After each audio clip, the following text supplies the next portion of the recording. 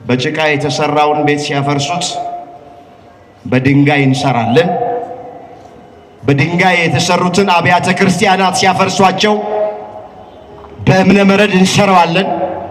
በእብነ በረድ የተሰራውን ቤተክርስቲያን ቢያቃጥሉብን በወርቅ እንሰራዋለን።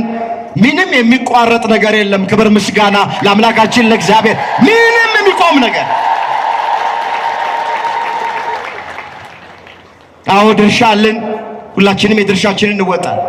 ክርስቲያኖች ፈተና ሲገጥማቸው በደስታ የምንቀበለው እየተገደልንና እየተሰደድን እየተገፋን ርስታችን እየተነጠቀ ዝም የምንለው ፈሪ ስለሆን አይደለም፣ አቅመ ቢስ ደካማም ስለሆን አይደለም፣ ትዕግስት ከአምላካችን ስለተማረን በቀል የኔ ነው እኔ ብድራቱን እመልሳለሁ ስለሚል ነው አምላካችን እግዚአብሔር። በመሞት እንጂ በመግደል የእግዚአብሔር መንግስት ስለማትወረስ ነው። በቤተ ክርስቲያኒቱ ላይ በወገኖቻችን ላይ ብዙ ነገር እየደረሰ አይተን እንዳላየን ሰምተን እንዳልሰማን ሁሉን ለእግዚአብሔር ሰጥተን ዝም የምንለው ከእግዚአብሔር ትዕግስት ስለተማረ ነው። እግዚአብሔር የበቀል አምላክ እንደሆነ ስለምናውቅ ነው። ፍትህ ርቱ የሆነለት አምላክ አምላካችን ስለሆነ ነው። አይቶ አይቶ አይቶ ጽዋው ሲሞላ እግዚአብሔር እንደሚፈርድ ስለምናምን እግዚአብሔርን የማመናችን ብልጫው ምንድነው? ወጣቶች ቃሉን የመስማታችን ብልጫው ምንድነው? ቤተክርስቲያን የመምጣታችን ብልጫው ምንድነው? ሰባኪ የመሆናችን ብልጫው ምንድነው? ዘማሪ የመሆናችን ብልጫው ምንድነው? ዲያቆን የመሆናችን ብልጫው ምንድነው? መሪጌታ የመሆናችን ብልጫው ምንድነው? ጳጳስ የመሆናችን ብልጫው ምንድነው? ሁላችንም ለእግዚአብሔር እየታዘዝን አይደለም። ስለዚህ በሀገር ላይ መከራ፣ በቤተክርስቲያኒቱ ላይ መከራ፣ በህይወታችን ላይ መከራ ቢገጥመን በማንም እንዳታሳብበው ለእግዚአብሔር አልታዘዝም ስላለ የመጀመሪያው ምክንያት ይሄ። ምንም ነገር ይምጣ ከክርስቶስ ፍቅር የሚለየን የለም። ከተዋህዶ ፍቅር የሚለየን የለም። ከሃይማኖታችን ፍቅር የሚለየን የለም። ከቤተ ክርስቲያን ፍቅር የሚለየን የለም። ሁሉ የዘራውን ያጭዳል፣ ሁሉ የእጁን ያገኛል። እግዚአብሔር ቆጥሮ ከፋይ አምላክ ነው። መጽሐፍ አትሳቱ፣ እግዚአብሔር አይዘበትበትም። ሰው የዘራውን ያንኑ መልሶ ያጭዳል። በስጋ የዘራ ከስጋ መበስበስን ያጭዳል፣ በመንፈስ የዘራ ከመንፈስ የዘላለም ሕይወትን ያጭዳል ተብሎ እንደተጻፈ ገላትያ ምዕራፍ 6 ቁጥር 7 ላይ እግዚአብሔርም ከኛ ጋር ከሆነ ስንራብ፣ ስንጠማ፣ ስንታመም፣ ስንቸገር ለምን እግዚአብሔር ዝም ይላል የሚሉ በርካታ ሰዎች አሉ። ስላልተመለሰ ጸሎት፣ ስለዘገየ ተስፋ እኔን እግዚአብሔር ትቶኛል፣ እኔን እግዚአብሔር ረስቶኛል የምትሉ እህቶችና ወንድሞች ከልባችሁ ውስጥ የመረሳት ስሜት አውጡና ጣሉ። እሺ ብትሉ ለእግዚአብሔር ብትታዘዙ የምድርን በረከት ትበላላችሁ። የምድር በረከት ሰላም፣ የምድር በረከት ፍቅር፣ የምድር በረከት ደስታ፣ የምድር በረከት ጥጋብ፣ የምድር በረከት ጤንነት ለእግዚአብሔር እሺ ብላችሁ ከታዘዛችሁ የእናንተ ነው። እንቢ ብትሉ ብታምፁ ሰይፍ ይበላችኋል። ሰይፍ ረሃብ ይበላችኋል። ሰይፍ ጦርነት ይበላችኋል። ሰይፍ ወገኖቼ በዓለም ያሉት መከራዎች ይገጥሟችኋል። ኃጢአት በሁለት መንገድ ነው የሚፈጸመው። እደግመዋለሁ። ኃጢአት በመጀመሪያ አታድርጉ የተባልነውን አድርገን ከተገኘን ኃጢአት ሰርተናል። ለምሳሌ አታመንዝሩ ተብለናል። ስናመነዝር ከተገኘን ኃጢአት ነው ይሄ። አትስረቁ ተብሏል። ስንሰርቅ ከተገኘን ኃጢአት ነው። አትስከሩ ተብሏል። ጠጥተን ስንሰክር ከተገኘን ኃጢአት ነው ይሄ። አትዋሽ ተብሏል። ስንዋሽ ከተገኘን ኃጢአት ነው። ኃጢአት አታድርጉ የተባለውን ማድረግ ነው። ሁለተኛ ኃጢአት ማለት አድርጉ የተባለውን አለማድረግ። እናትና አባትህን አክብር ተብሏል። እናትና አባትን አለማክበር ኃጢአት ነው። የሰንበትን ቀን ትቀድሰው ዘንድ አስብ ተብሏል። ሰንበትን አለማክበር ኃጢአት ነው። ባልንጀራህን እንደ ራስህ አድርገህ ውደድ ተብሏል። ባልንጀራን እንደ ራስ አድርገው አለመውደድ ኃጢአት ነው። ስለዚህ ኃጢአትን የሚዘራ ሰው መከራን ያጭዳል። በመጀመሪያ መከራ ወደኛ የሚመጣበት ምክንያት ባለመታዘዝ ነው። በስሙ ልታምኑ ብቻ ሳይሆን ወገኖቼ መከራንም ጭምር ልትቀበሉ ተጠርታችኋል። ምን ልትቀበሉ? ስለዚህ መከራ በሁለተኛ ደረጃ የሚገጥመን የተጠራንለት ዓላማ ነው። በዓለም ላይ ሳለን ደሃ ሀብታም፣ ወንድ ሴት፣ አገልጋይ ተገልጋይ፣ ካህን ምእመን፣ መነኩሴ ባህታዊ፣ ጳጳስ ሊቀ ጳጳስ ልዩነት የለም። በዓለም ላይ እስከኖርን ድረስ ሁላችንም የመከራ ተካፋዮች ነን። ይህች ዓለም ለክርስቶስ ያልሆነች ዓለም ለኔና ለእናንተ አትሆን። ለክርስቶስ እኮ ይህች ዓለም አልሆነችም። መጽሐፍ ምንድን ነው የሚለው? የእሱ ወደ ሆኑት መጣ፣ የገዛ ወገኖቹ ምን አላሉትም? አልተቀበሉትም። የዮሐንስ ወንጌል ምዕራፍ 1 ቁጥር 11 ላይ የተመዘገበ እግዚአብሔር ቃል የእርሱ ወደ ሆኑት መጣ። እንግዲያውስ ዕብራውያን ናቸው። ዕብራዊት ከሆነች ከድንግል ማርያም ተወልዶ መጣ። ነገር ግን አልተቀበሉትም። ትምህርቱን አልተቀበሉትም። ታምራቱን አልተቀበሉትም። በመጨረሻም በመስቀል ሰቅለው ጎኑን በጦር ወግተው እጆቹን በሚስማር ቸንክረው የሸዋ አክሊል ደፍተው አስወግደውታል። የሱ ወደ ሆኑት መጣ፣ የገዛ ወገኖቹ አልተቀበሉትም። ክርስቶስን እቺ ዓለም አልተቀበለችም።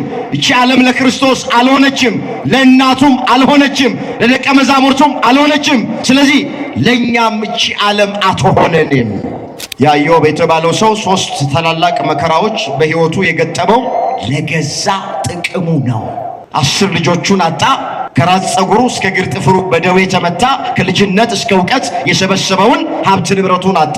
ኃጢአት ሰርቶ አይደለም፣ እግዚአብሔርን በድሎ አይደለም፣ ለእግዚአብሔር አልታዘዝም ስላለ አይደለም። ስለ ጽድቁ ስለ እውነተኛነቱ እግዚአብሔር መስክሮለታል። ነገር ግን መከራ ገጠመው። ንጹሕ መሆናችን መከራ እንዳይገጠመን ዋስትና አይሆነንም።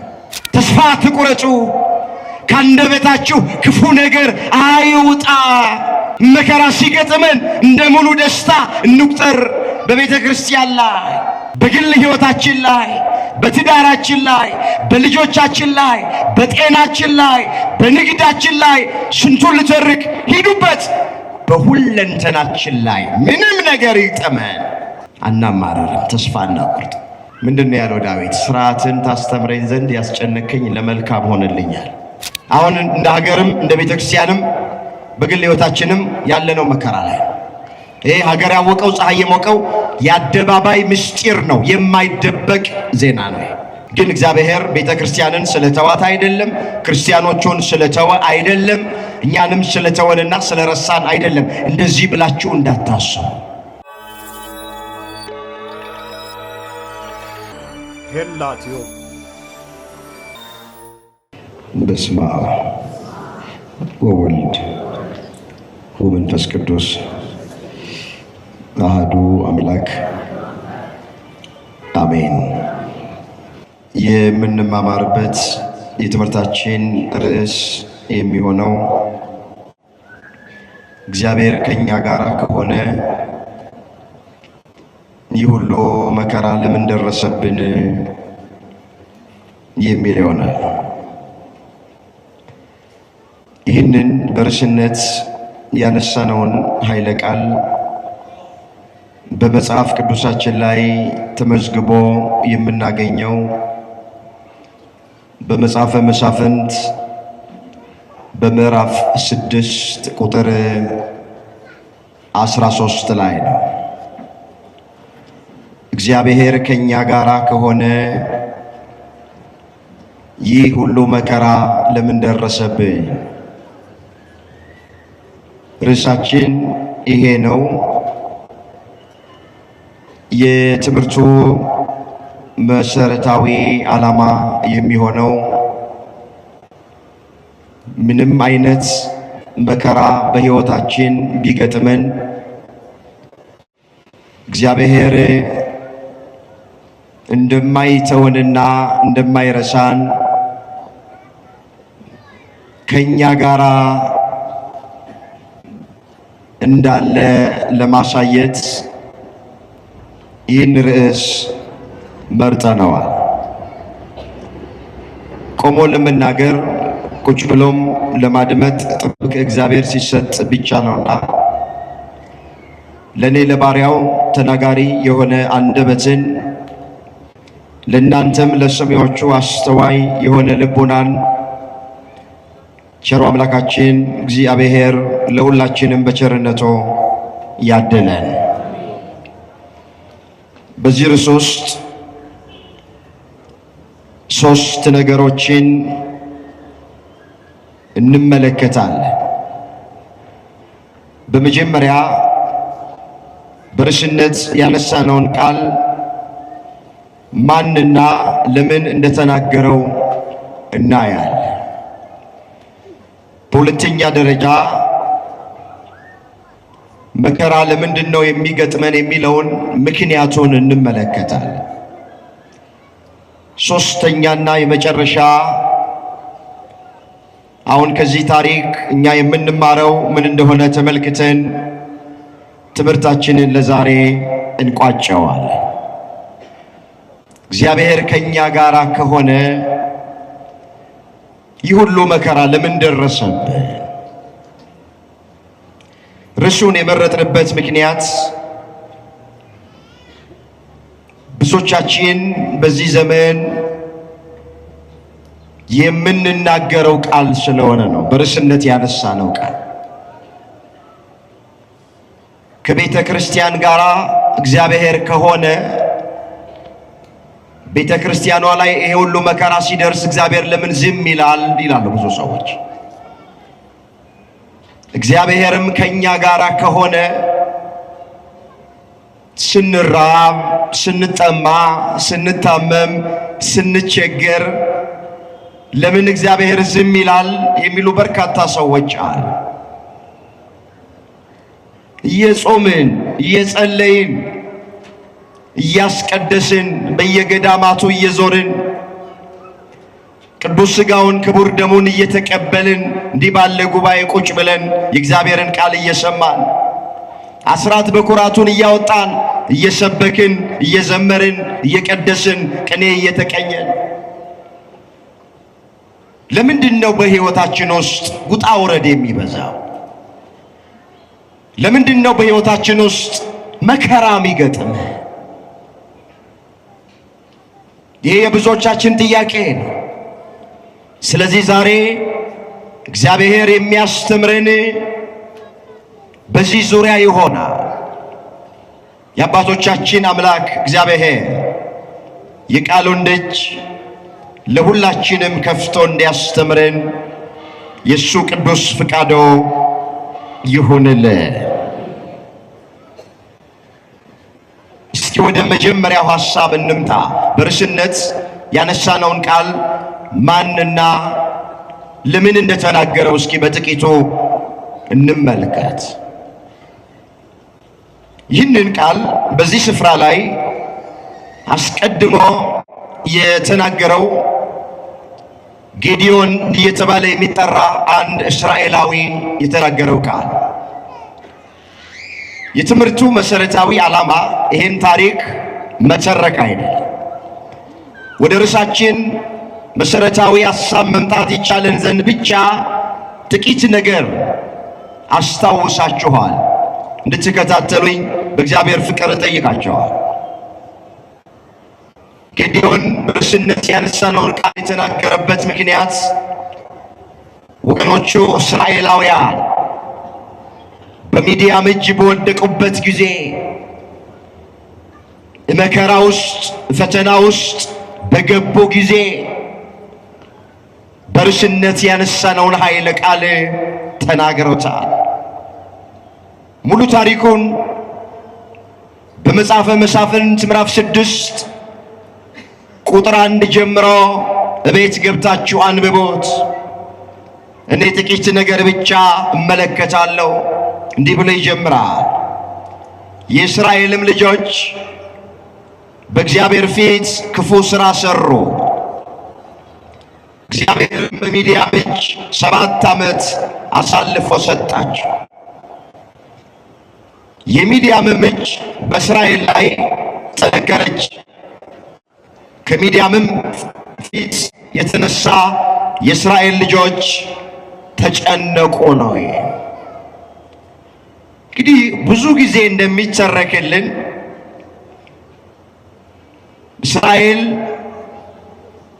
እስራኤል ተብለው የተጠሩት በአባታቸው በያዕቆብ ምክንያት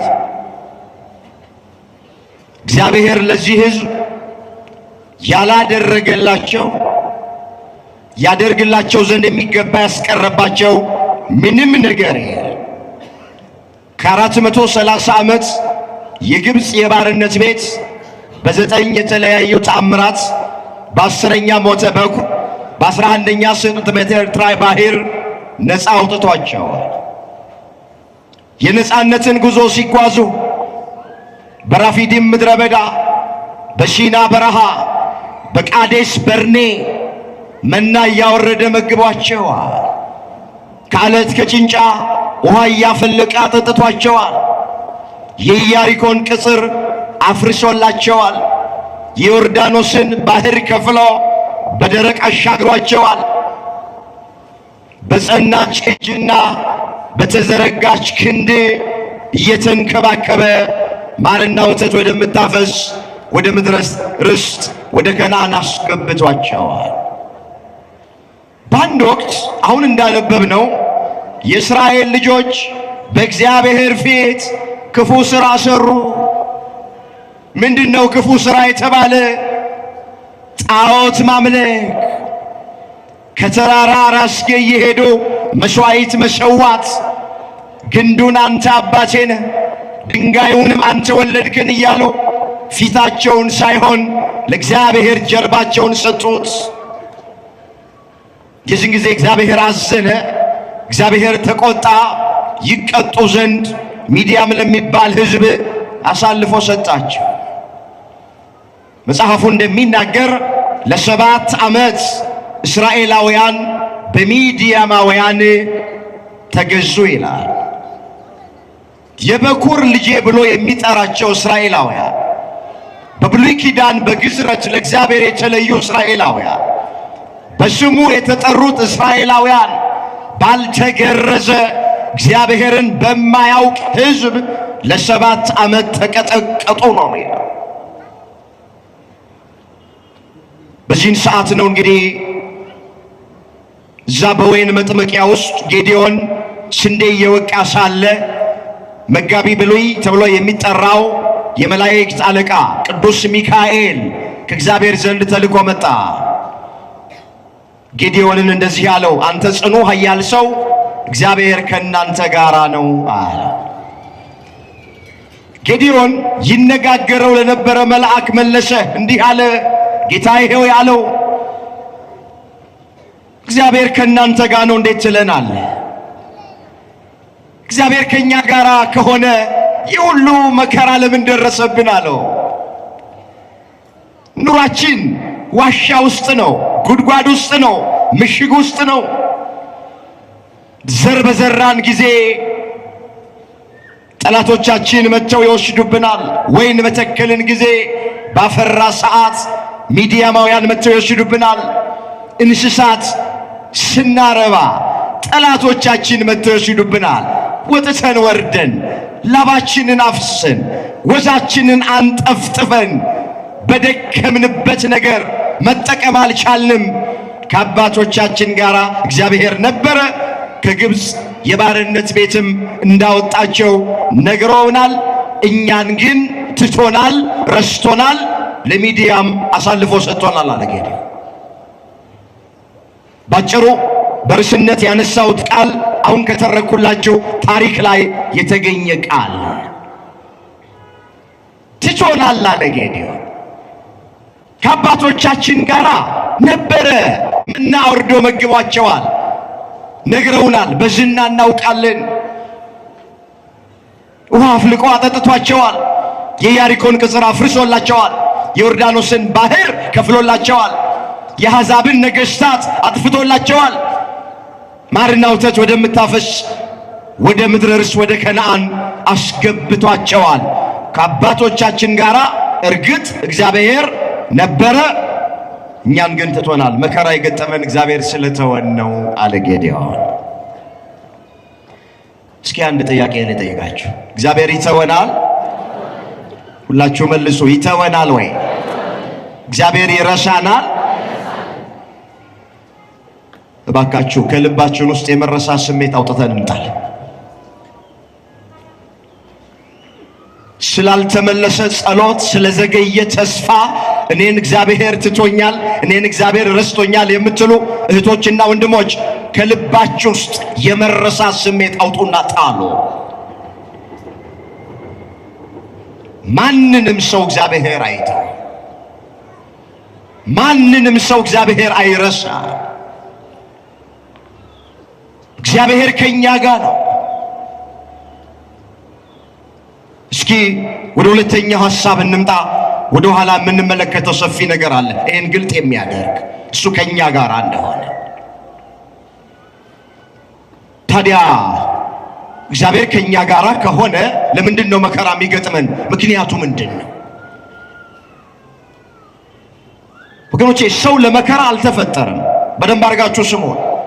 እንድንራብ፣ እንድንጠማ፣ እንድንታረዝ፣ እንድንታመም አድርጎ እንድንሞትም አድርጎ እግዚአብሔር አልፈጠረንም። ከውድቀት በፊት መራብ የለም፣ መጠማት የለም፣ ሞት የሚባል ነገር የለም። ሁሉን ስበው ያመጣው የሰው ልጅ ነው እንጂ ሰው እንዲሞት እንኳን ተደርጎ አልተፈጠረም ነበረ። 1000 ዓመት እየኖርን ስናረጅ እየታደስን እንደገና ደግሞ አሁንም 1000 ዓመት እየኖርን ስናረጅ እየታደስን ለዘላለም እንድንኖር ነበረ የእግዚአብሔር ፍቃድ። ከውድቀት በኋላ ነው መከራ፣ ፈተና፣ መራብ፣ መጠማት፣ መታመም፣ ውጣ ውረድ የሚባሉት ነገሮች አሁን እያንዳንዳችንን የሚያስጨንቁን ነገሮች የገጠሙን ከአዳም ውድቀት በኋላ ነው።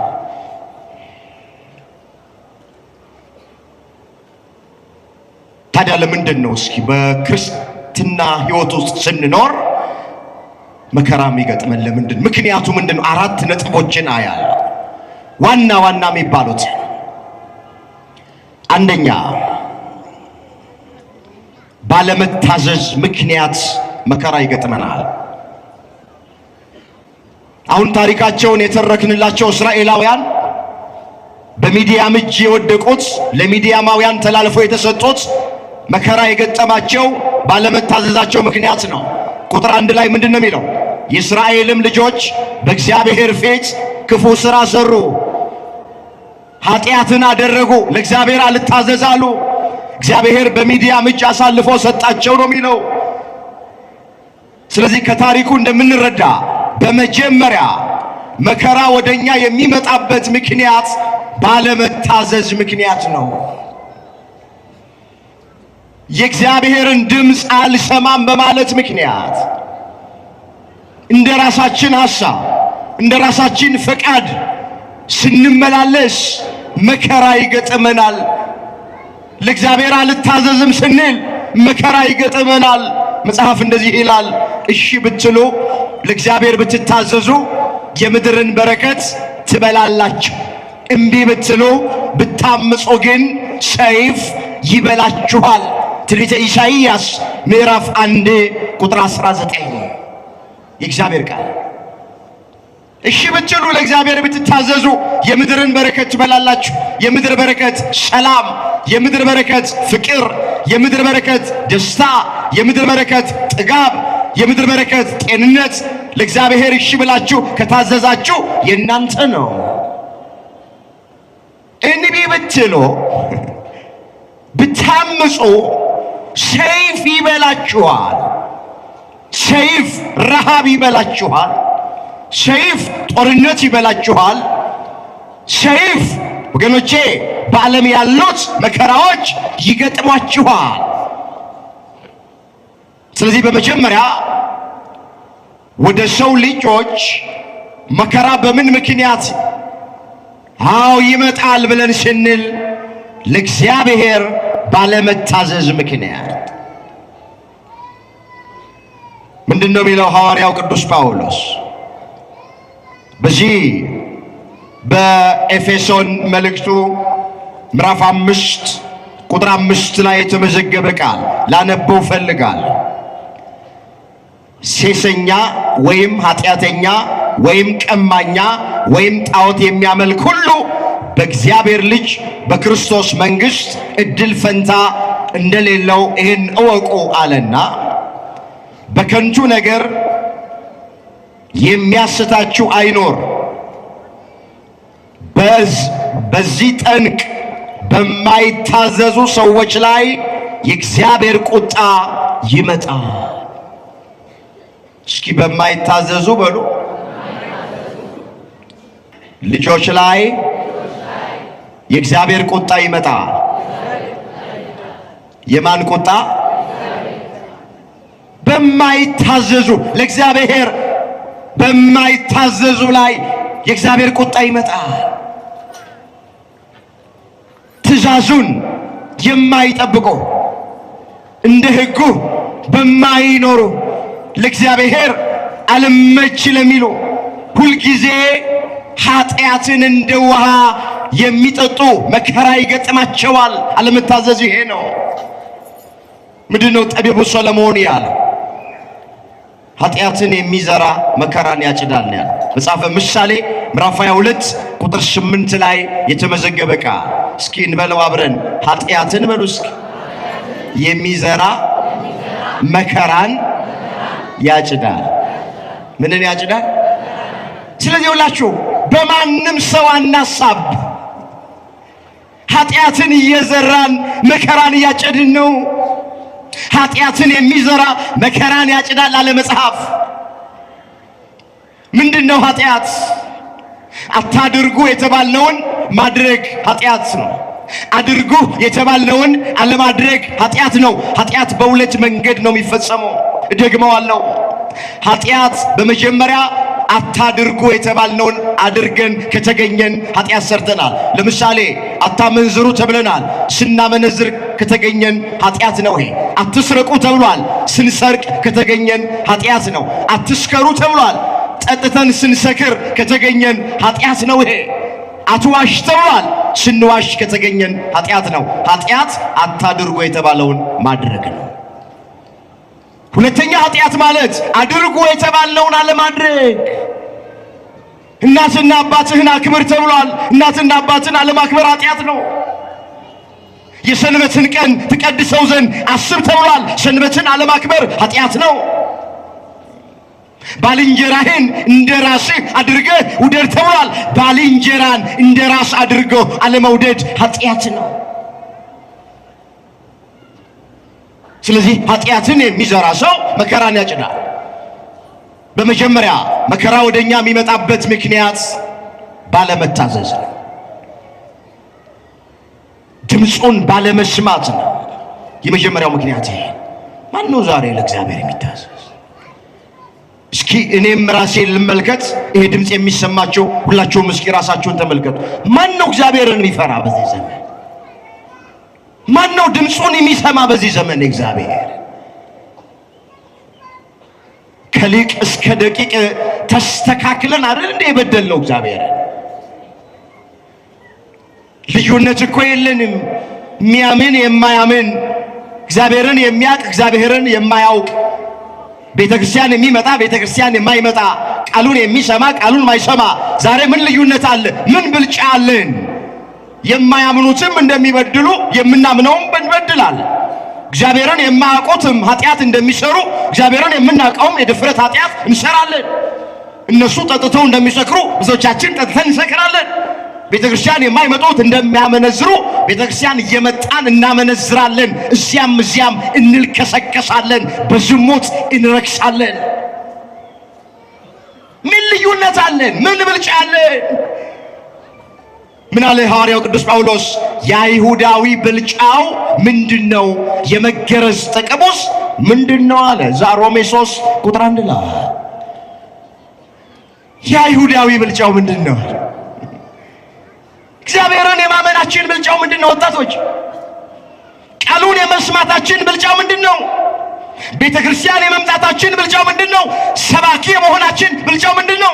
ዘማሪ የመሆናችን ብልጫው ምንድነው? ዲያቆን የመሆናችን ብልጫው ምንድነው? መሪጌታ የመሆናችን ብልጫው ምንድነው?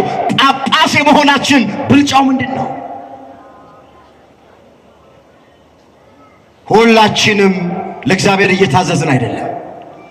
ስለዚህ በሀገር ላይ መከራ፣ በቤተ ክርስቲያኒቱ ላይ መከራ፣ በሕይወታችን ላይ መከራ ቢገጥመን በማንም እንዳታሳብበው ለእግዚአብሔር አልታዘዝም ስላለ የመጀመሪያው ምክንያት ይሄ።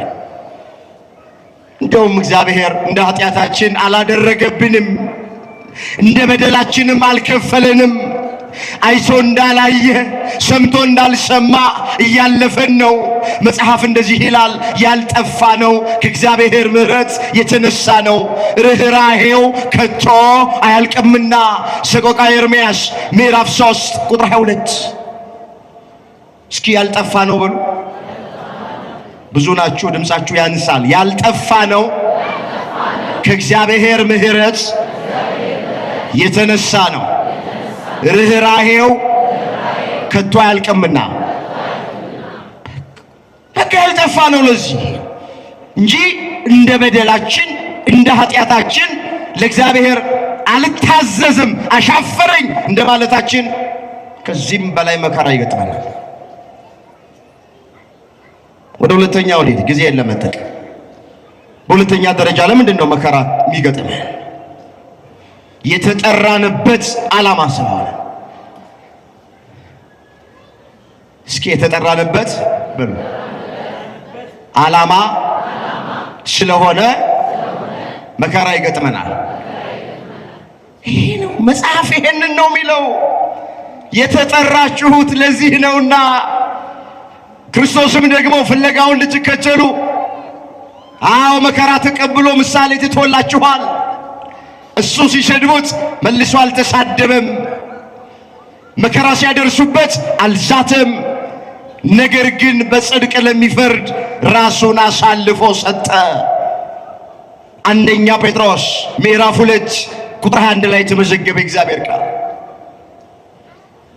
ባካችሁ ለምን እንደተጠራን እንወቅ። ብዙ ሰው ለምን እንደተጠራ አያውቅም። ስለዚህ ጥቂት መከራ ሲገጥመው፣ ፈተና ሲገጥመው ሲቆነጠጥ ያጉረመርማል፣ ይመረራል፣ ተስፋ ይቆርጣል፣ ከሃይማኖት ይወጣል፣ ከመንፈሳዊ ሕይወት ይወጣል። ማተባችንን እንበጥሳለን። ለምን? የተጠራንበትን ብዙዎቻችን አናውቅም። ምን አለ ሐዋርያው ቅዱስ ጳውሎስ? በስሙ ልታምኑ ብቻ ሳይሆን መከራንም ጭምር ልትቀበሉ ተጠርታችኋል አለ። እዛ ፊልጵስዩስ ምዕራፍ 1 ቁጥር 29 ደግሞ አለው ሐሳብ። በስሙ ልታምኑ ብቻ ሳይሆን ወገኖቼ መከራንም ጭምር ልትቀበሉ ተጠርታችኋል። ምን ልትቀበሉ?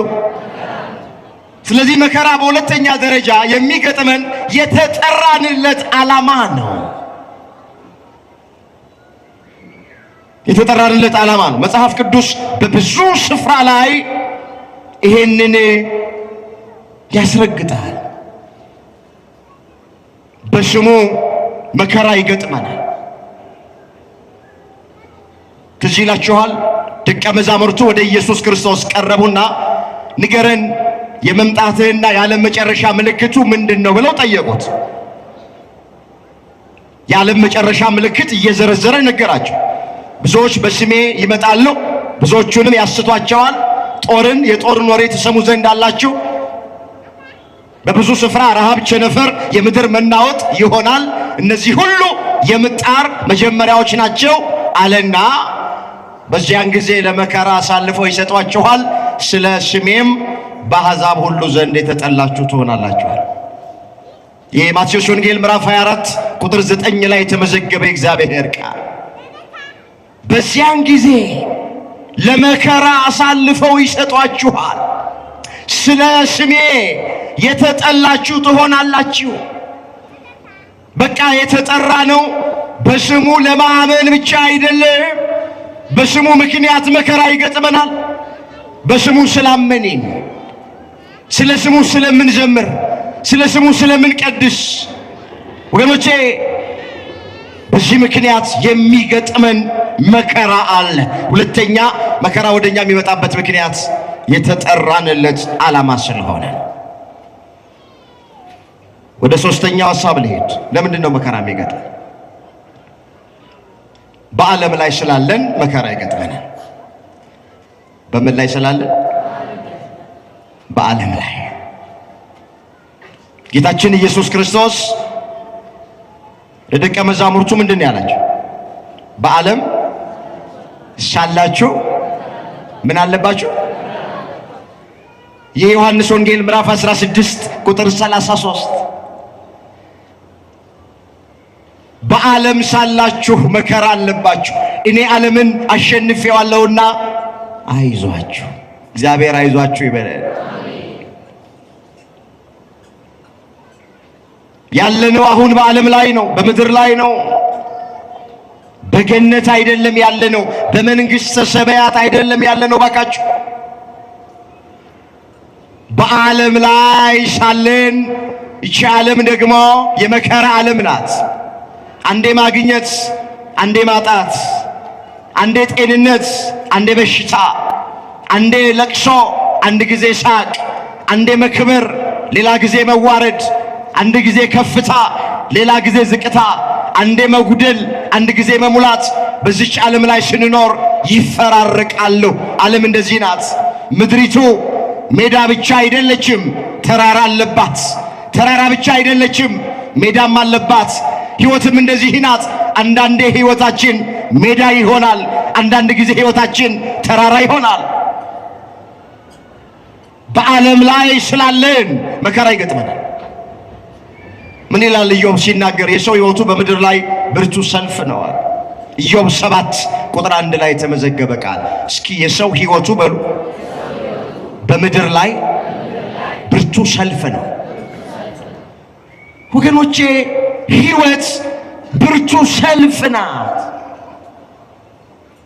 የሰው ሕይወቱ በምድር ላይ ብርቱ ሰልፍ ነው። ብዙ ውጣ ውረድ አለ በየቤቱ። ወገኖቼ ብዙ መከራ አለ። አሁን አንዳንዶች እኔን እንደገጠመኝ ማንንም አልገጠመውም፣ እኔ እንደተፈተንኩኝ ማንም አልተፈተነም፣ የኔ የተለየ ነው፣ እግዚአብሔር ጨከነብኝ የሚሉ ሰዎች አሉ። ወገኖቼ በሌላው ላይ የደረሰ ነው በእኛ ላይ የደረሰው። ከሰው የተለየ ምንም አይነት ፈተና ምንም አይነት መከራ አልገጠመንም።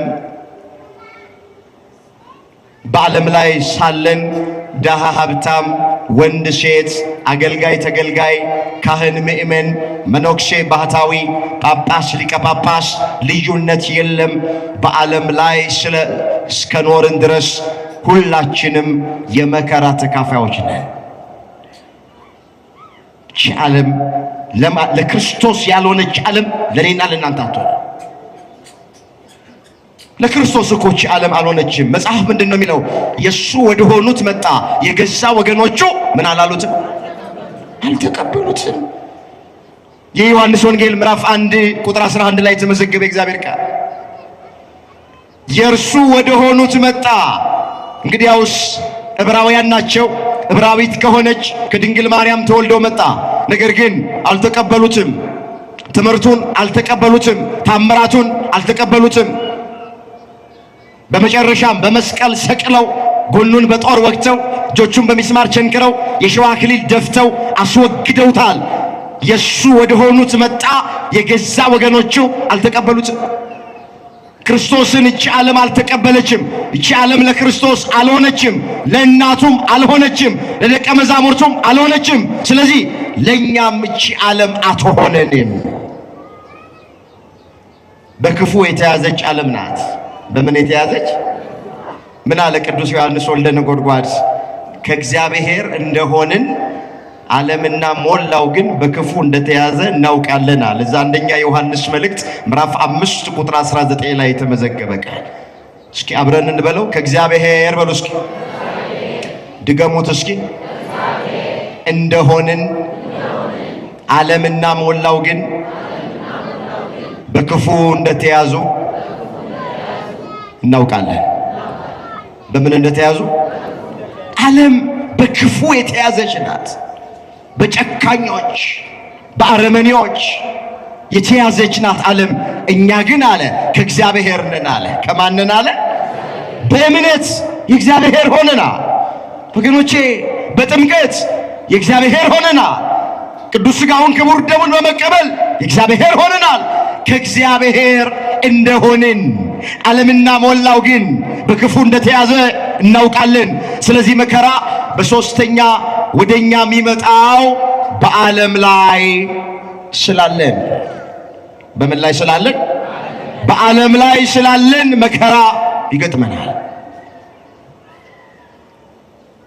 አራተኛውን እንመልከት። ለምንድን ነው መከራ የሚገጥመን?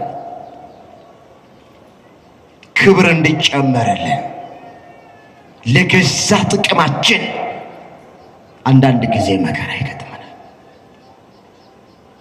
ወገኖቼ ሁሉን ባለመታዘዝ ምክንያት እንደሆነ መከራ የሚገጥመን አድርጋችሁ እንዳታስቡ።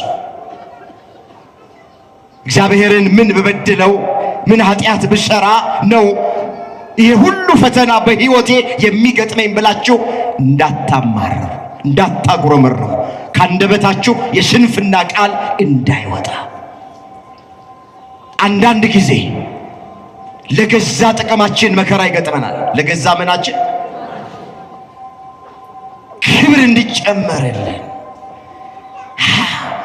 ልንፈተን እንችላለን። መጽሐፍ እንደዚህ ይላል፣ ልጄ ሆይ ብሎ ይጀምራል። የጌታን ቅጣት አታቃል፣ በሚገስጽ ጊዜም አትድከም። ጌታ የሚወደውን ይቀጣዋልና። ስለዚህ ለመቀጣት ታገሱ፣ እግዚአብሔር እንደ ልጆቹ ያደርግላችኋል። አባቱ የማይቀጣው ልጅ ማን ነው? ሁሉ የቅጣት ተካፋይ ሆነዋል። ያለ ቅጣት ብትኖሩ ለእግዚአብሔር ዲቃላ እንጂ ልጆቹ አይደላችሁም። ስለዚህ እግዚአብሔር ይላል ዝቅል ብሎ ለገዛ ጥቅማችን ይቀጣናል ይላል። ዕብራውያን 12 ቁጥር 6 ላይ ተመዘገበ ቃል። እስኪ እግዚአብሔር በሉ። ለገዛ ጥቅማችን ይቀጣናል። ለገዛ ምናችን? በአራተኛ ደረጃ መከራ ወደ ሰው ልጆች የሚመጣው ክብር እንዲጨመርልን ነው። ለገዛ ጥቅማችን ነው። ጽናታችን እንዲለካ ነው። ጠላት ዲያብሎስ እንዲያፍር ነው። እግዚአብሔር ስለተወን አይደለም። እግዚአብሔር ስለረሳን አይደለም። እግዚአብሔር ከኛ ስለተለየ አይደለም። ከልባችሁ ውስጥ ይሄን ስሜት አውጡና ጣሉት።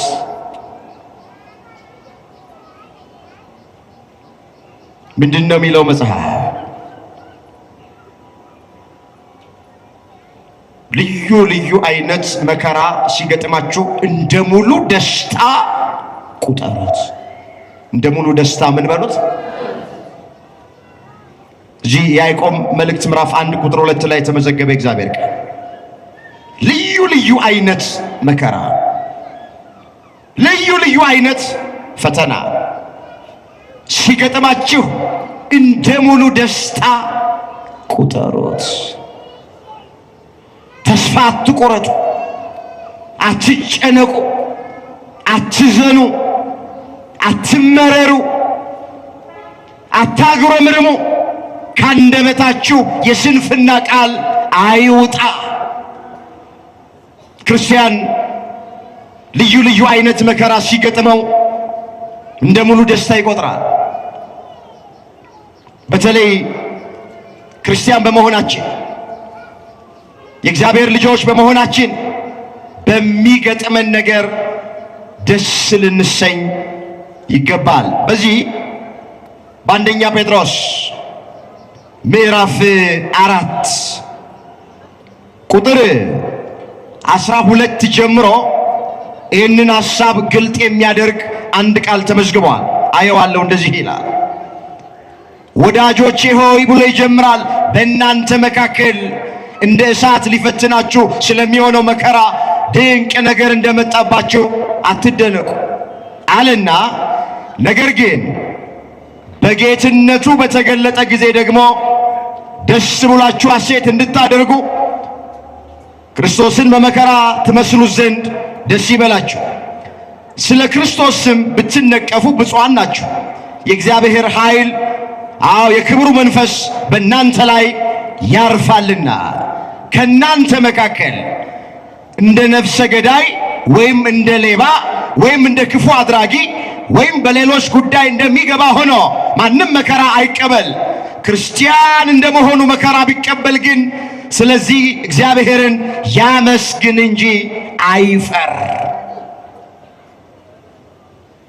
በክርስቶስ ክርስቲያን፣ በወልድ ውሉድ፣ በመንፈስ ቅዱስ መንፈሳውያን ተብለን በመጠራታችን ምክንያት በሚገጥመን መከራ ማንም ሰው እንዳያፍር አለ ቅዱስ ጴጥሮስ።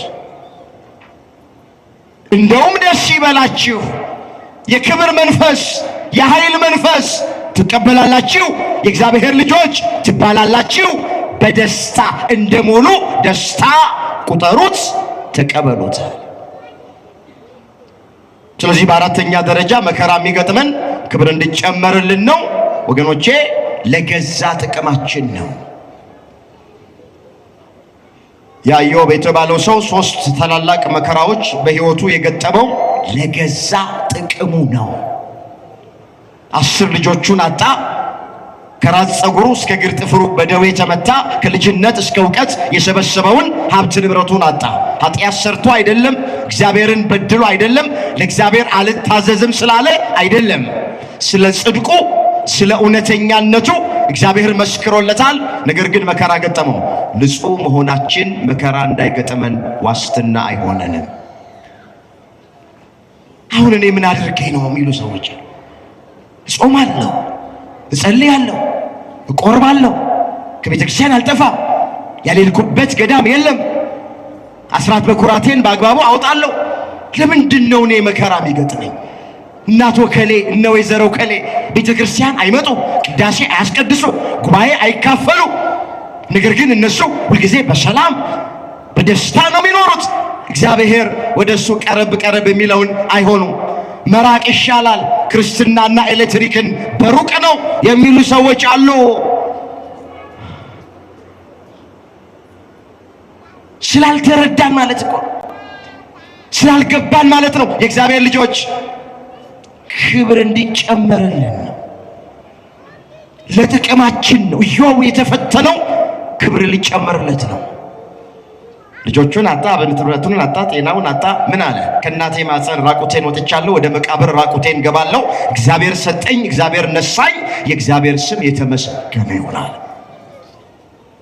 እስኪ ከእናቴ ማፀን በሉ፣ ራቁቴን ወጥቻለሁ፣ ወደ መቃብርም ራቁቴን ገባለሁ። እግዚአብሔር ሰጠኝ፣ እግዚአብሔር ነሳኝ፣ የእግዚአብሔር ስም የተመሰገነ ይሆን። አመስግኑት። የተመሰገነ እግዚአብሔር የተመሰገነ። አላጉረመረመም፣ አላማረረም፣ ካንደበቱ ክፉ ነገር አልወጣ። ይኸውላችሁ ኢዮብ መከራ ሲገጥመው አላዘነም ተብሎ አልተጻፈም፣ አላማረረም ተብሎ የተጻፈው።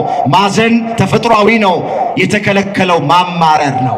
የታል እግዚአብሔር ማለት? የታል ማመልከው እግዚአብሔር ብሎ ማለት? እሱ ነው የተከለከለው እንጂ ማዘንማ ተፈጥሯዊ ነው።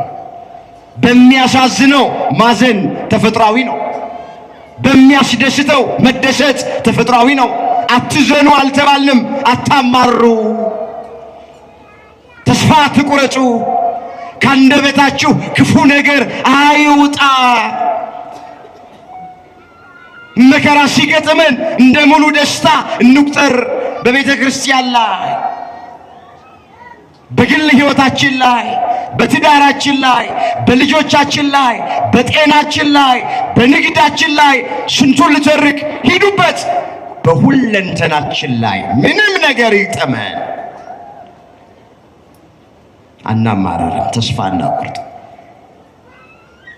ምንድን ነው ያለው ዳዊት? ስርዓትን ታስተምረኝ ዘንድ ያስጨነቀኝ ለመልካም ሆነልኛል።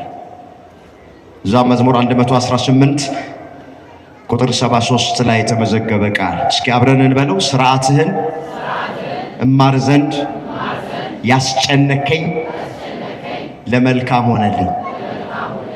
ለምን ሆነልኝ? ምንህን ታስተምረኝ ዘንድ።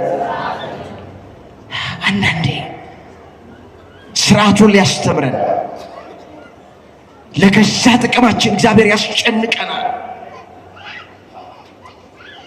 በእስር ቤት ውስጥ ሊያሳልፈን ይችላል። ጤናችንን ወስዶ አልጋ ላይ ሊጥለን ይችላል።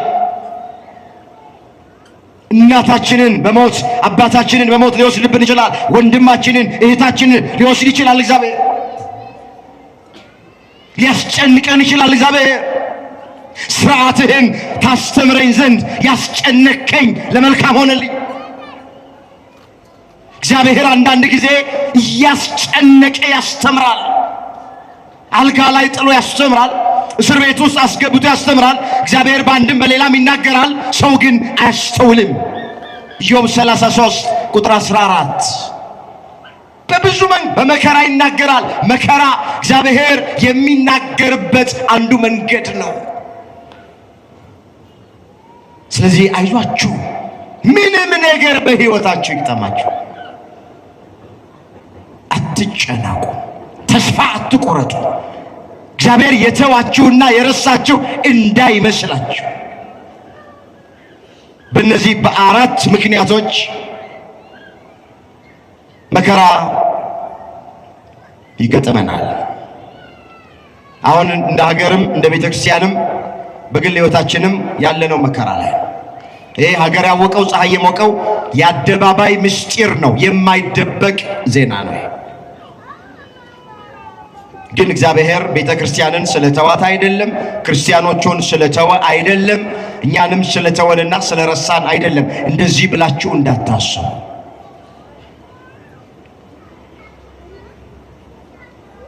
በደስታ ነው የምንቀበለው። አብያተ ክርስቲያናት ሲቃጠሉ እንሰማለን። ክርስቲያኖች ሲታረዱ እንሰማለን። ሲሰደዱ እንሰማለን። መከራ ሲገጥማቸው እንሰማለን። ብዙ ነገር እየሰማን እዚህ ደርስ፣ እያየን እዚህ ደርስ። ወገኖቼ ክርስቲያኖች ፈተና ሲገጥማቸው በደስታ የምንቀበለው እየተገደልንና እየተሰደድን እየተገፋን ርስታችን እየተነጠቀ ዝም የምንለው ፈሪ ስለሆን አይደለም፣ አቅመ ቢስ ደካማም ስለሆን አይደለም፣ ትዕግስት ከአምላካችን ስለተማረን። በቀል የኔ ነው እኔ ብድራቱን እመልሳለሁ ስለሚል ነው አምላካችን እግዚአብሔር። በመሞት እንጂ በመግደል የእግዚአብሔር መንግሥት ስለማትወረስ ነው። በቤተ ክርስቲያኒቱ ላይ በወገኖቻችን ላይ ብዙ ነገር እየደረሰ አይተን እንዳላየን ሰምተን እንዳልሰማን ሁሉን ለእግዚአብሔር ሰጥተን ዝም የምንለው ከእግዚአብሔር ትዕግስት ስለተማረ ነው። እግዚአብሔር የበቀል አምላክ እንደሆነ ስለምናውቅ ነው። ፍትህ ርቱ የሆነለት አምላካችን ስለሆነ ነው። አይቶ አይቶ አይቶ ጽዋው ሲሞላ እግዚአብሔር እንደሚፈርድ ስለምናምን። ሶስተኛና የመጨረሻውን ማጠቃለያውን እንመልከት። አሁን ከዚህ ታሪክ እግዚአብሔር ምንድን ነው የሚያስተምረው? ወገኖቼ ከዚህ ታሪክ የምንማረው በምን ውስጥም ብንሆን እግዚአብሔር እንደማይተወንና እንደማይረሳን ነው ያስተምረን። እንመለስ ወደ ርዕሳችን ጋር። እግዚአብሔር ከኛ ጋር ከሆነ የሁሉ መከራ ለምን ደረሰብን አለ? ትቶናል፣ ረስቶናል አለ። ታሪኩን ግን ስናነበው እግዚአብሔር በጥቂት ሰዎች እስራኤላውያንን ከሚዲያማውያን እጅ ነፃ አውጥቷቸዋል። እንደ አንበጣና እንደ ኩብኩባ የሚርመሰመሰውን የሚዲያም ሰራዊት ወገኖቼ ቀንደ መለከት ይዘው ባዶ ማሰሮ ይዘው ችቦ ይዘው እስራኤላውያን ድል አድርጓቸዋል። ዘምረዋል። እግዚአብሔር ተዋጊ ነው ስሙም እግዚአብሔር ነው ብለው ዘምረዋል። ስለተዋቸው አይደለም፣ ስለረሳቸው አይደለም፣ በክፉ ስራቸው ባለመታዘዛቸው ምክንያት ነበረ ሚዲያማውያን የሰለጠኑባቸው። ወደሱ ሲመለሱ ንስሐ ሲገቡ እግዚአብሔር ረድቷቸው አግዟቸው በጠላቶቻቸው ላይ ድል እንዲቀዳጁ አድርጓቸዋል። ስለዚህ እኛም ኦርቶዶክሳውያን ይሄ ድምጽ የሚሰማችሁ እግዚአብሔር ከኛ ጋር አለ። እግዚአብሔር ከማን ጋር አለ? ከኛ ጋር አለ። ግን እግዚአብሔር ከኛ ጋር አለ ማለት በሕይወታችን ምንም ነገር አይገጥመንም ማለት ግን አይደለም። እንዳትሳሳቱ። የዮሴፍን ታሪክ ሁላችሁ ታውቃላችሁ። እግዚአብሔር ከዮሴፍ ጋር ነበረ ተብሎ ተጽፏል። ዘፍጥረት 39 ቁጥር 2 ላይ እንዴ በዮሴፍ ሕይወት ውስጥ ግን መከራ አልነበረም? እንዴት አለ? በገዛ ወንድሞቹ ተሽጧል፣ ወደ ጉድጓድ ውስጥ ተጥሏል። ያለ ወንጀሉ እንደ ወንጀለኛ ተቆጥሮ ያለ ኃጢያቱ እንደ ኃጢያተኛ ተቆጥሮ ወገኖቼ ወደ ወህኒ ቤት ዮሴፍ ተጥሏል። መጽሐፉ እኮ የሚለው እግዚአብሔር ግን ከዮሴፍ ጋር ነበር እኮ ነው። ለካ እግዚአብሔር ከኛ ጋር ሆኖም ልንታመም እንችላለን። እግዚአብሔር ከኛ ጋር ሆኖ መከራ ሊገጥመን ይችላል። እግዚአብሔር ከኛ ጋር ሆኖ ፈተና ሊገጥመን ይችላል። እግዚአብሔር ከኛ ጋር ሆኖ ልንቀጣ እንችላለን፣ ልንሰደድ እንችላለን፣ ልንገደል እንችላለን። እግዚአብሔር ከቤተ ክርስቲያኗ ጋር የለም አትበሉ። ከክርስቲያኖች ጋር የለም አትበሉ። እግዚአብሔር ከኛ ጋር ሲሆን ሁልጊዜ አልጋ ባልጋ ነው ማለት አይደለም። ሁልጊዜ ደስታ፣ ሁልጊዜ ፈሽታ፣ ሁልጊዜ ዝማሬ ማለት አይደለም። ፈተና መከራ አለ። ደቀ መዛሙርቱ ምንድን ያላቸው? እስከ ዓለም ፍጻሜ እኔ ከእናንተ ጋር ነኝ ብሏቸዋል። የማቴዎስ ወንጌል ምዕራፍ 28 ቁጥር 19 ላይ እስከ ዓለም ፍጻሜ ክርስቶስ ከደቀ መዛሙርቱ ጋር ነበረ። በደቀ መዛሙርቱ ሕይወት ውስጥ ግን ፈተና አልነበረም ስንል ሞልቷል። ይራቡ ነበር፣ ይጠሙ ነበር፣ ይታሰሩ ነበር፣ ይገረፉ ነበር፣ ወህኒ ቤት ውስጥ ይጣሉ ነበር። መጨረሻቸውም በመስቀል እየተሰቀሉ የቁልቁሊት አንዳንዶቹ ሞተዋል። በሰይፍ የተቀሉ አሉ፣ ወደ አናብስት ጉድጓድ ውስጥ የተጣሉ አሉ፣ እንደ ሽንኩርት የተከተፉ አሉ፣ እንደ ጧፍ የነደዱ አሉ፣ እንደ ሻማ የቀለጡ አሉ። እኔ ከእናንተ ጋር ነኝ ካላቸው በኋላ ይህን ሁሉ መከራ ተቀብለዋል። መጽሐፍ ቅዱስ ስታነቡት ከሐዋርያት መካከል አንዱም ሰው ታሞ ሞተ ተብሎ አልተጻፈም። ሁሉም ወገኖቼ በሰይፍ ነው የተቀሉት፣ በእሳት ነው የተቃጠሉት፣ በመንኮራኩር ነው የተፈጩት፣ መከራ እየተቀበሉ ነው ያለፉት። ስለዚህ እግዚአብሔር ከኛ ጋር እንደሆነ እርግጠኛ መሆን መቻል አለብን። ምንም ነገር አይኖቻችን ይመልከቱ፣ ጆሮቻችን ይስሙ፣ ተስፋ አንቆርጥ። እርፍ ጨብጠን ወደ ኋላም አንመለከት። ከሃይማኖታችን ውስጥ አንወጣ። ሰዎቹ የሚፈልጉት ወገኖቼ የማምለኪያ አጸዶቻችንን እያፈረሱ ብዙ ዓመት የፈጁትን ረጅም ዓመት የቆዩትን ጥንታውያኑን እነሱን እያፈረሱ እነሱን እያቃጠሉ ንዋየ ቅድሳቱን ዘርፈው እየወሰዱ ደግሞ ክርስቲያኖችን በአሰቃቂ ሁኔታ እየገደሉ ሌሎቹ ተስፋ ቆርጠው ማተባቸው እንዲበጥሱ ከሃይማኖታችን እንድንወጣ ሃይማኖታችን እንድንቀይር ለማድረግ ነው። ምንም ነገር ይምጣ ከክርስቶስ ፍቅር የሚለየን የለም። ምንድን ያለው ቅዱስ ጳውሎስ? ከክርስቶስ ፍቅር ማን ይለየናል? የክርስቶስን ፍቅር ማን ያስተወናል? መከራ ነው፣ ስደት ነው፣ ረሃብ ነው፣ ራቁትነት ነው። ቀኑን ሙሉ ስላንተ እንገደላለን፣ እንደሚታረዱ በጎች ተቆጠርን አለ። ሮሜ ምዕራፍ 8 ቁጥር 35 ላይ ምንም ነገር ይምጣ ከክርስቶስ ፍቅር የሚለየን የለም። ከተዋህዶ ፍቅር የሚለየን የለም። ከሃይማኖታችን ፍቅር የሚለየን የለም። ከቤተ ክርስቲያን ፍቅር የሚለየን የለም። ሁሉ የዘራውን ያጭዳል፣ ሁሉ የእጁን ያገኛል። እግዚአብሔር ቆጥሮ ከፋይ አምላክ ነው። መጽሐፍ አትሳቱ፣ እግዚአብሔር አይዘበትበትም። ሰው የዘራውን ያንኑ መልሶ ያጭዳል። በሥጋ የዘራ ከሥጋ መበስበስን ያጭዳል፣ በመንፈስ የዘራ ከመንፈስ የዘላለም ሕይወትን ያጭዳል ተብሎ እንደተጻፈ ገላትያ ምዕራፍ 6 ቁጥር 7 ላይ ቃሉን አስተውሉት ባካችሁ። አትሳቱ አለ ሐዋርያው። እግዚአብሔር አይዘበትበትም። ሰው የዘራውን ያንኑ መልሶ ያጭዳል። መቼስ ስንዴ የዘራ ሰው ስንዴ ነው የሚያጭድ። እንክርዳድ የዘራም ሰው እንክርዳድ ያጭድ።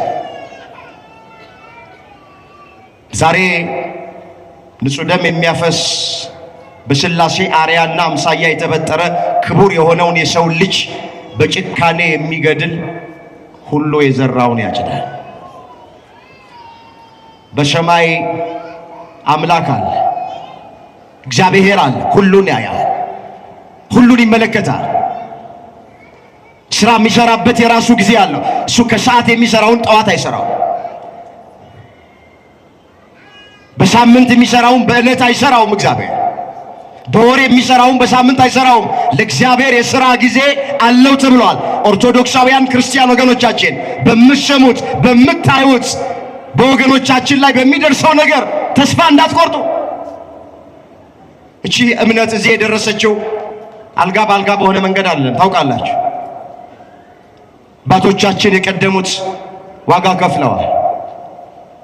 ቆዳቸው ስልቻ እስኪሆን፣ ጽህማቸው እስኪነጭ፣ ጥርሳቸው እስኪወልቅ እሳት ውስጥ ተጥለው በሰይፍ ተቀልተው ተሰደው ተገርፈው ታስረው መከራ ተቀብለው ነው ቺን ሃይማኖት እኛ ጋር ያደረሱት። አሁን እነሱ ከገጠማቸው አኳያ አሁን እኛ እየገጠመን ያለው ምንም ማለት አይደለም። አይቆጠርም፣ አይወዳደርም፣ አይነጻጸርም እንደው። ስለዚህ ከኛ የሚጠበቀው በምንሰማው በምናየው ነገር ተስፋ ሳንቆርጥ በሃይማኖት መጽናት ነው። እግዚአብሔር እስከ መጨረሻው በሃይማኖት ያጽናል። በጭቃ የተሰራውን ቤት ሲያፈርሱት በድንጋይ እንሰራለን። በድንጋይ የተሰሩትን አብያተ ክርስቲያናት ሲያፈርሷቸው በእብነ በረድ እንሰራዋለን። በእብነ በረድ የተሰራውን ቤተ ክርስቲያን ቢያቃጥሉብን በወርቅ እንሰራዋለን። ምንም የሚቋረጥ ነገር የለም። ክብር ምስጋና ለአምላካችን ለእግዚአብሔር። ምንም የሚቆም ነገር አዎ ድርሻ አለን። ሁላችንም የድርሻችንን እንወጣለን። ሕይወታችንን ማስተካከል አለብን። ወደ እግዚአብሔር ፊታችንን መመለስ አለብን። ወጣቶች እግዚአብሔር ከማይከብርበት ሕይወት ውስጥ መውጣት አለብን። ያን ጊዜ የድርሻችንን ከተወጣን በኋላ እግዚአብሔር ደግሞ ማድረግ ያለበትን በጊዜውና በሰዓቱ ያደርጋል እንጂ አይዟችሁ እግዚአብሔር ከኛ ጋር። መጽሐፍ ወላጆች እንደሌላቸው ልጆች አልተዋችሁም ብሎ ቃል ገብቶልናል። የዮሐንስ ወንጌል ምዕራፍ 14 ቁጥር 18። እስኪ ቃሉን አብረን እንበለው። ወላጆች በሉ እስኪ እንደሌላቸው ልጆች አልተዋችሁም። ምን አልላችሁም? እግዚአብሔር ይተወናል። ቤተ ክርስቲያንን እግዚአብሔር ይተዋታል። እኛን እግዚአብሔር ይተወናል። እግዚአብሔር ያለው ከማጋ ነው? አመስግኑት። ከኛ ጋር ነው እግዚአብሔር። ክብር ምስጋና ለዘላለም። ስለዚህ አትፍሩ፣ አትደንግጡ፣ አትሸበሩ፣ ተረጋጉ።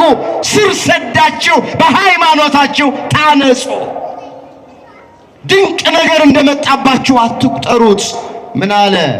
እኔ ካንተ ጋር ነኝና አትፍራ።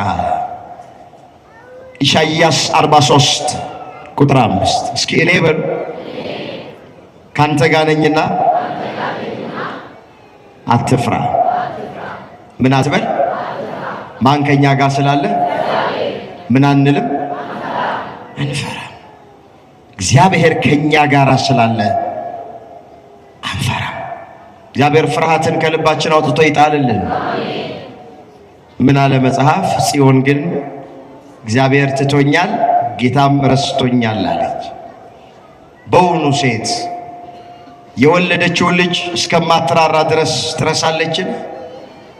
ምናልባት እሷ ትረሳ ይሆናል አለና እኔ ግን ለዘላለም አልረሳሽም፣ እነሆ በእጄ መዳፍ ላይ ቀርጬሻለሁ አለ።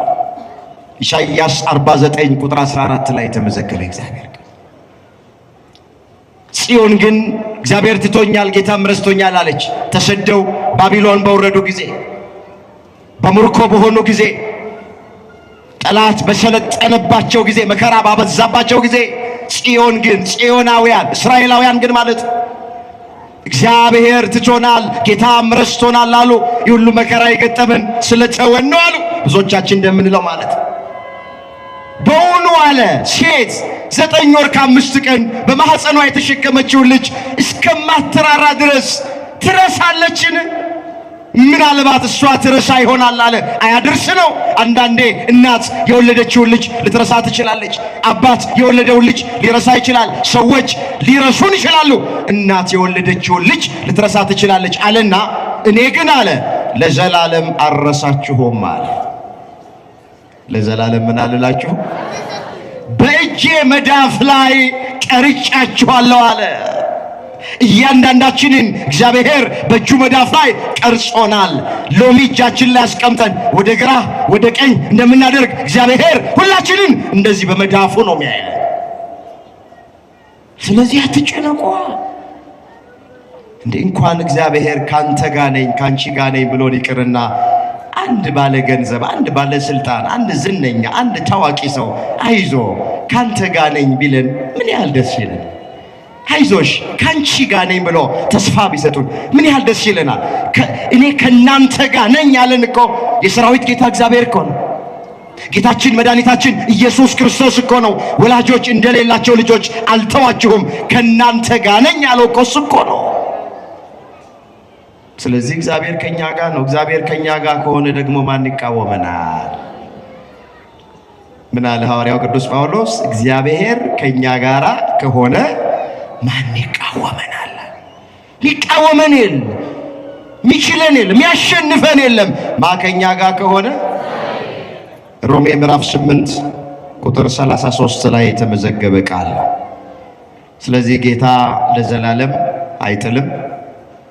ቢያሳዝንም ቢያስጨንቀንም በእውነት አይጥለንም፣ ከኛ ጋር ነው ያለው። ዘሰቆቃወ ኤርምያስ ምዕራፍ 3 ቁጥር 31 ላይ የተመዘገበ የእግዚአብሔር ቃል ነው። ጌታ ለዘላለም አይጥልም፣ ቢያሳዝንም እንደ ምሕረቱ ብዛት ይራራል፣ ከልቡ ሰውን አያስጨንቅም ይላል። ከልቡ ሰውን ምን አይልም? አያስጨንቅም። እንግዲህ እግዚአብሔር ከኛ ጋር ከሆነ የሁሉ መከራ ለምን ደረሰብን? ከኛ ጋር ስላልሆነ አይደለም ወገኖቼ። ክብር እንዲጨመርልን ነው። ለገዛ ጥቅማችን ነው። ጽናታችን እንዲለካ ነው። የእግዚአብሔር ማዳን በእኛ ላይ እንዲገለጥ ነው። ጠላት ዲያብሎስ ክፎች እንዲያፍሩ ነው። ይህ ሁሉ ነገር በቤተ ክርስቲያን ላይ በክርስቲያኖች ላይም እየደረሰ ያለ። እኛ ድርሻችንን ብቻ እንወጣ፣ እግዚአብሔርን እንጠብቅ። በጾም በጸሎት በንስሐ ሆነን በሃይማኖት ጸንተን ከቤተ ክርስቲያን ሳንለይ ማንን እንጠብቀው? ማንን እንጠብቀው? እሱን በትዕግስት እንድንጠብቅ ሁላችንን በቸርነቱ ይርዳን። አምላካችን እግዚአብሔር እስከ ዓለም ፍጻሜ ድረስ ከሁላችንም ጋር ይሆነልን። በሃይማኖታቸው ምክንያት የተሰደዱትን የሞቱትን ነፍሳቸውን በአብርሃም በይስሐቅ በያዕቆብ አጠገብ ያሳርፍልን። የተቃጠሉትን አብያተ ክርስቲያናት መልሰን እንድንሰራቸው እግዚአብሔር ያግዘን። እንሰራለን አንሰራም? እንሰራለን። ቅድም እንዳልነው የድንጋይ ከሆኑ በብሎኬት ይሰራሉ፣ የብሎኬት ከሆኑ በሸክላ ይሰራሉ፣ የሸክላው ከሆነ የፈረሰው በእብነ በረድ ይሰራል፣ የእብነ በረድ ከሆነ ጠላት አይኑ ደም ይቀላል። በወርቅ አንቆጥቁጠን እንሰራቸዋለን የፈረሱትን አብያተ ክርስቲያናት። ምንም የሚቆም ነገር የለም። ሁሉ ነገር ይቀጥላል። አምላካችን እግዚአብሔር በሃይማኖታችን ሁላችንን ያጽናን። ያስተማረን የመከረን የገሰጸን የአባቶቻችን አምላክ እግዚአብሔር ስሙ የተመሰገነ ይሁን። ድንግል ማርያም ጣዕሟን ባንደበታችን ፍቅሯን በልባችን ትሳልብን። የሁላችንን መጨረሻ እግዚአብሔር ያዝ። በስመ አብ ወወልድ ወመንፈስ ቅዱስ አሐዱ አምላክ። ይህ ሄላቱብ ነው። በዚህ ኦርቶዶክሳዊ ቻናል መዝሙር የሚጠብቀኝ አይተኛ፣ ስብከት፣ ቤተ ክርስቲያን የምታስተምራቸው 4 ጉባኤያት አሏት። የተለያዩ ክብረ በዓላትን በቀጥታ መከታተል ይችላሉ። ቻናላችንን ሰብስክራይብ በማድረግ አገልግሎቱን ያግዙ።